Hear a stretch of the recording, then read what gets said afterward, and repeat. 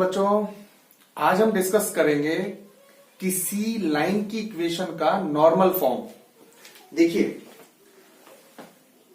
कोई भी एक लाइन कंसीडर की हमने, जैसे x plus y is equal to 5, ये लाइन हमने ली। ठीक है, देखते जाइएगा, उसका ग्राफ मैंने आपके सामने बना दिया है। x एक्सिस और y एक्सिस, ये ओरिजन 0,0, ये ओरिजन 0,0।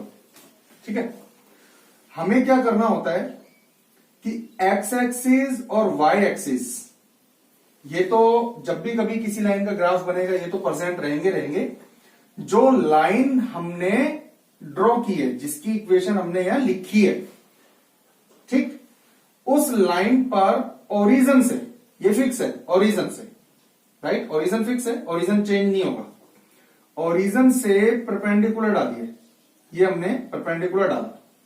ठीक है, और ये जो लेंथ है, ये कैपिटल P, और ये जो लेंथ है OP, इस लेंथ को कंसीडर कर लिया स्मॉल p। मान लीजिए इसकी जो लेंथ है ये स्मॉल p है, स्मॉल p। ठीक है, यहां से लेके यहां तक की, ठीक है, ये यहां से लेके यहां तक की जो लेंथ है वो स्मॉल p है। O से लेकर के P तक की जो लेंथ है वो स्मॉल p है। ओरिजन, इस केस में ओरिजन ही चाहिए अपने को, राइट। ठीक है, और ये जो नॉर्मल है, नॉर्मल, राइट, OP, इस लाइन पर जो ये नॉर्मल है यानी परपेंडिकुलर है, एक्स एक्सिस की पॉजिटिव डायरेक्शन। अब एक्स एक्सिस की दो डायरेक्शन है, ये पॉजिटिव और ये नेगेटिव। पॉजिटिव डायरेक्शन, तो एक्स एक्सिस की पॉजिटिव डायरेक्शन तो ये हो गई, और नॉर्मल ये हो गया। तो दोनों के बीच का जो एंगल है वो मान लीजिए, चलो इसको अल्फा मान लेते हैं, वो मान लीजिए अल्फा, ये हमने अल्फा कंसीडर कर लिया। मैं फिर से बता देता हूं आपको, मैंने एक इक्वेशन ली है, और चलिए इसको मैं आपको जनरल फॉर्म में भी लिख करके बता देता हूं। तो ये हो गया general form, right. General form में इक्वेशन हमने लिए, तो उस लाइन को मैंने ड्रॉ किया है।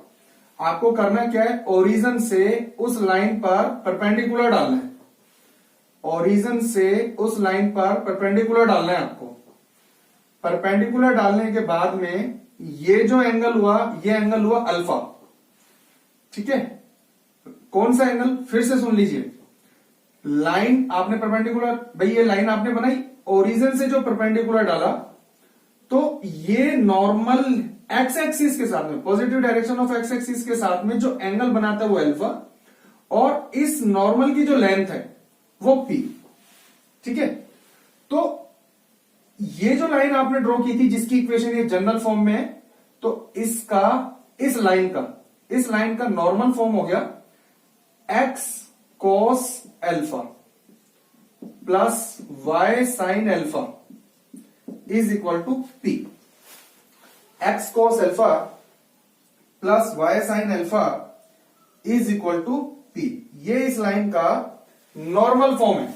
ध्यान से देखिए, यानी अगर हम इसको सॉल्व करेंगे ना, तो यही इक्वेशन आपको मिलने वाली है। ये मैं आपको करके दिखाऊंगा। तो cos अल्फा एक न्यूमेरिकल वैल्यू है, sin अल्फा एक न्यूमेरिकल वैल्यू है, P डिस्टेंस है यहां पर, ये ध्यान रखना। पूरी इक्वेशन में आप देखेंगे x और y ये तो आते ही हैं एक्सिस की वजह से।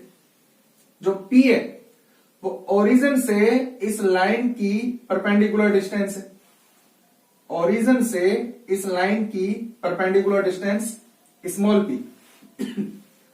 अल्फा ये वाला एंगल, अल्फा ये एंगल हो गया।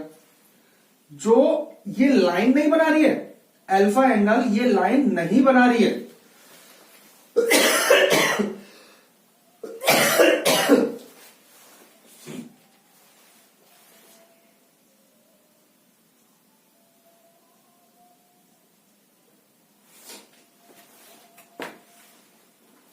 नॉर्मल फॉर्म में अगर आप देख रहे हो, एक्स और वाई एक्सिस की वजह से आएंगे, ये फिक्स है, यहां पे कॉस फिक्स है, यहां पे साइन फिक्स है, राइट। इनका एक मैकेनिज्म होता है, फिलहाल 11th में हमें उसको देखने की जरूरत नहीं है। तो एक तो हमें ये अल्फा के बारे में बात करनी है, कि ये अल्फा क्या है, ठीक है। और एक हमें ये पी के बारे में बात करनी है कि ये पी क्या है। तो अल्फा और पी, बस ये दो मेन चीज है।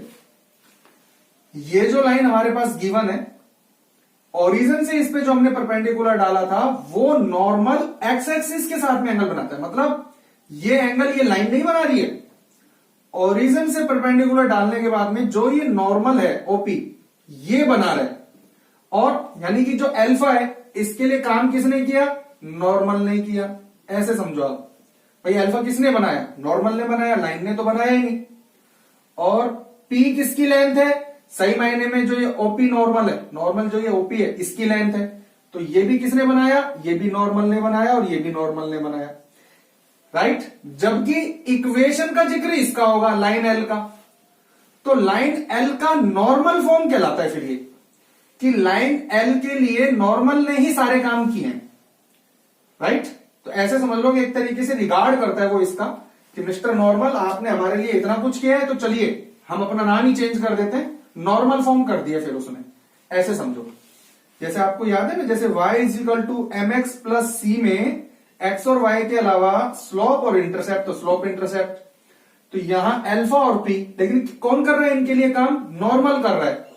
इसलिए इस लाइन का नॉर्मल फॉर्म आपको फिलहाल सीधा याद रखना है कि x cos alpha plus y sin alpha is equal to p। ध्यान रखिएगा, इक्वल के बाद में जो ये p है, ये ओरिजिन से इस लाइन की डिस्टेंस है। इक्वल के बाद में फिर से मैं क्लियर कर देता हूं, ओरिजिन से इस लाइन की डिस्टेंस, आपको याद होगा कि मैंने अपने पीछे के लेक्चर में किसी लाइन और किसी पॉइंट के बीच की डिस्टेंस को भी कैलकुलेट करना बताया। यानी हम इस p को भी कैलकुलेट कर सकते हैं, ओरिजिन से इसको हम कैलकुलेट कर सकते हैं, इस डिस्टेंस को, ओरिजिन से इस लाइन, ओरिजिन से इस लाइन के बीच की जो डिस्टेंस है इसको हम कैलकुलेट कर सकते हैं, ठीक है भाई। और ये वाला जो एंगल हो गया ये अल्फा हो गया, तो x cos alpha plus y sin alpha is equal to p। अच्छा, अब एक चीज और देखिए, जैसे मान लीजिए मैं आपको एक इक्वेशन देता हूं, √3x, देखते जाइएगा, plus y minus 8 is equal to 0। ये किसी लाइन की जनरल फॉर्म है, जनरल फॉर्म, ठीक है भाई, ये किसी लाइन की जनरल फॉर्म है ना। तो अब मुझे इसको कन्वर्ट करना है नॉर्मल फॉर्म में, नॉर्मल फॉर्म में कन्वर्ट करना है हमें इसको, नॉर्मल फॉर्म में। तो मैं आपको एक चीज क्लियर कर देता हूं कि जनरल फॉर्म से नॉर्मल फॉर्म में आप कन्वर्ट तो कर दीजिए, लेकिन नॉर्मल फॉर्म में इक्वल से पहले पहले दो पार्ट होते हैं, x वाला पार्ट और y वाला पार्ट। नॉर्मल फॉर्म में इक्वल से पहले दो पार्ट होते हैं, x वाला पार्ट और y वाला पार्ट, राइट।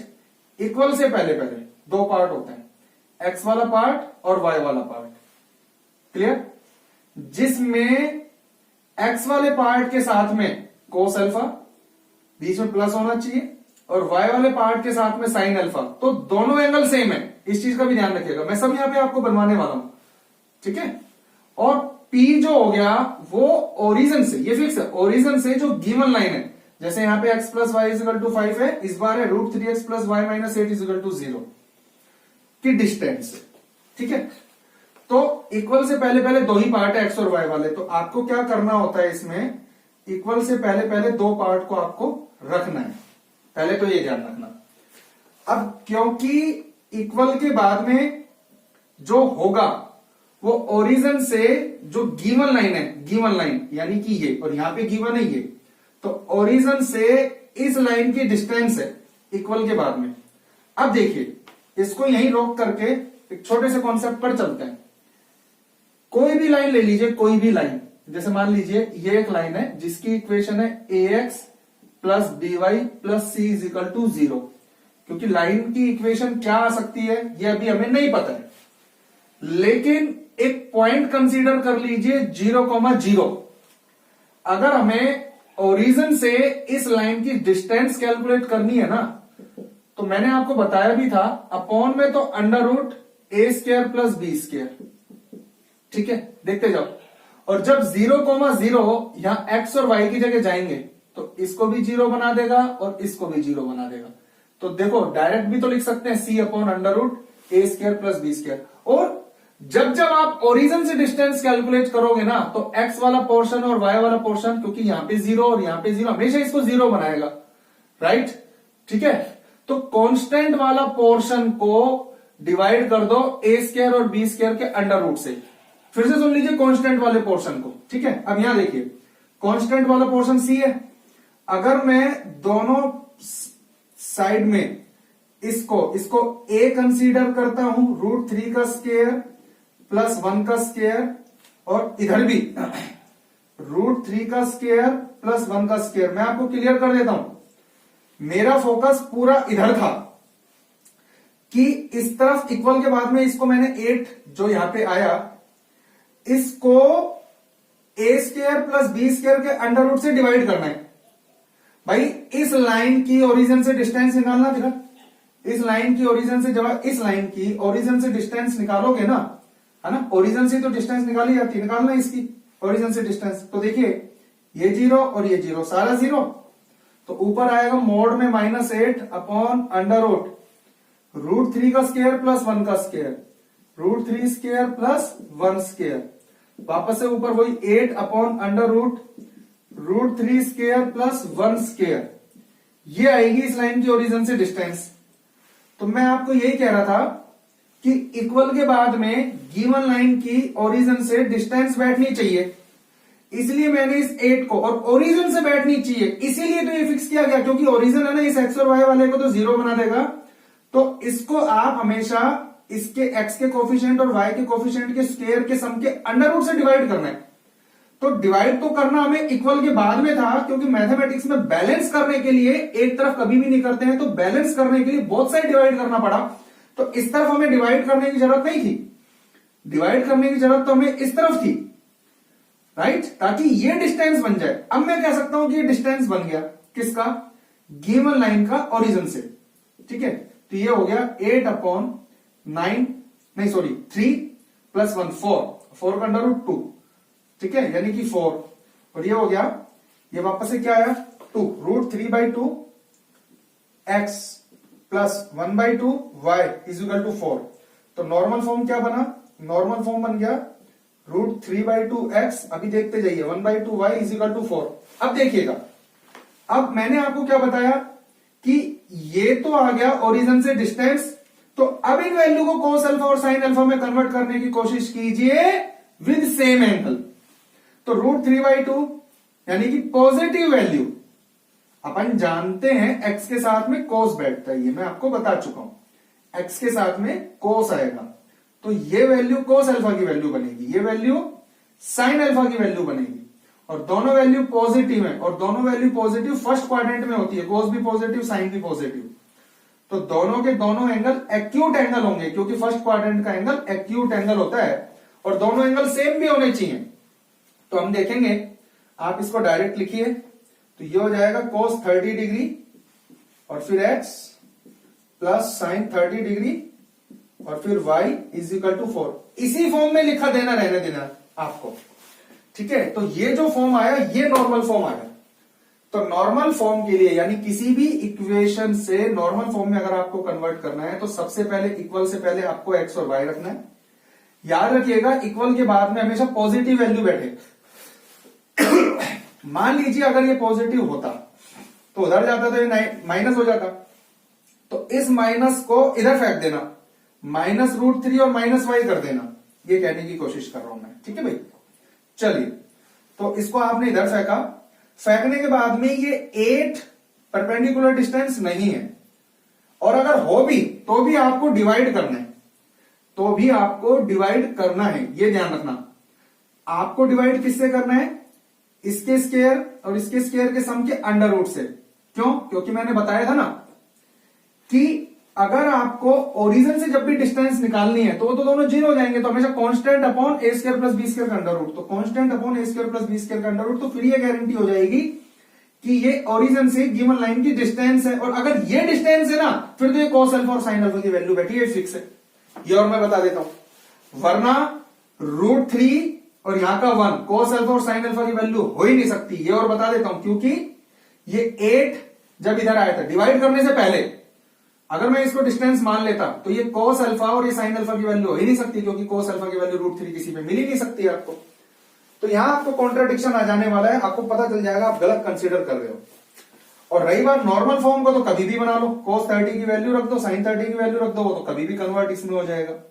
लेकिन जब भी आपको कन्वर्ट करना है नॉर्मल फॉर्म से, तो सबसे पहले आपको उसको उधर फेंकना है और पॉजिटिव रखना है। अगर यहाँ माइनस हो रहा है तो उस माइनस को यहां फेंक देना है और डिवाइड हर हाल में करना है, गारंटी हो जाएगी। अब मैं गारंटी ले लेते हैं, हम इधर का तो पता नहीं, लेकिन इधर की हम ये गारंटी ले लेते हैं कि ये जो 4 है ये 4 डिस्टेंस है, तो जाहिर सी बात है इस तरफ cos अल्फा की वैल्यू और sin अल्फा की वैल्यू होगा और दोनों का एंगल सेम और होगा, और वो आपको ऐसे सोचना है। समझ गए? तो अब ये जो फॉर्म आई ये आ गई नॉर्मल फॉर्म। नॉर्मल फॉर्म की एक खासियत होती है, अब जैसे मान लीजिए कि कोई लाइन यहां है, तो कोई बात नहीं, ओरिजिन से आपको ऐसे परपेंडिकुलर डालना है। ओरिजिन से परपेंडिकुलर डालने के बाद में ये भाई आप ये देखो ना, ये लेंथ तो p हो जाएगी, और मैंने क्या बोला, x axis positive x axis और ये नॉर्मल जो है इसके बीच का एंगल अल्फा हो जाएगा, बस वो एंगल 90 से बड़ा हो जाएगा, फर्क इतना है। समझ गए? तो ये था हमारा नॉर्मल फॉर्म। ठीक है भाई? नॉर्मल फॉर्म पर अब एक एग्जांपल देखिए। देखो बच्चों, एक बहुत अच्छा सा एग्जांपल लेते हैं, एक्स वाई। जैसे मान लीजिए ये कोई लाइन है, x = 5 इसकी इक्वेशन है। ठीक है? अब अपने को इस लाइन पर ओरिजिन से परपेंडिकुलर डालना है। ठीक है? तो ओरिजिन से तो परपेंडिकुलर ये डल सकता है जो डला हुआ है। ठीक, इसको हमने P बोला ना, और जो कि हमें भी पता है कितना है, 5 है, सबको पता है। ठीक है, पहले से ही फिक्स है। और ये जो नॉर्मल है यानी ओपी, एक्स एक्सिस की पॉजिटिव डायरेक्शन के साथ में, यानी ओपी की अगर हम बात करें तो ये ओपी एक्स एक्सिस की पॉजिटिव डायरेक्शन के साथ में 0 डिग्री का एंगल बनाता है ना, 0 डिग्री का एंगल। तो देखिए कन्वर्ट करते हैं। देखिए इक्वेशन हमें ये मिली थी ना, इसको प्रॉपर तरीके से जनरल फॉर्म में कन्वर्ट कीजिए। 1x + 0y - 5 = 0, ये हो गई। ठीक है?